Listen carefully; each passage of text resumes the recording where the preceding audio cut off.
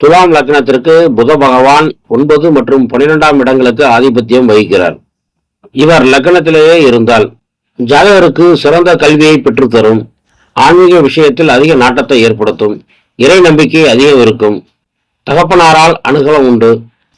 அதிக அளவில் செலவுகளை செய்ய வைக்கும். ஆடம்பர செலவுகளும் உண்டு. வாழ்க்கை துணையின் வழியும் செலவுகள் உண்டு. சிலருக்கு வெளிநாட்டு யோகத்தையும் சம்பாத்தியத்தையும் தரும். நரம்பு சம்பந்தப்பட்ட வியாதிகளை தருவதற்கும் வாய்ப்புண்டு. மருத்துவ செலவுகளும் உண்டு. ஏதோ ஒரு காரணத்தை வைத்துக்கொண்டு மன உளைச்சலையும் அதிகப்படுத்தும். வாழ்க்கை துணைவரின் சகோதரத்தால் நன்மையும் உண்டு, செலவுகளும் உண்டு. எதிர்பார்க்கும் பாக்கியங்கள் கிடைப்பதில் தாமதத்தையும் ஏற்படுத்தும். தொலைதூர பயணங்களையும் அலைச்சலையும் தரும்.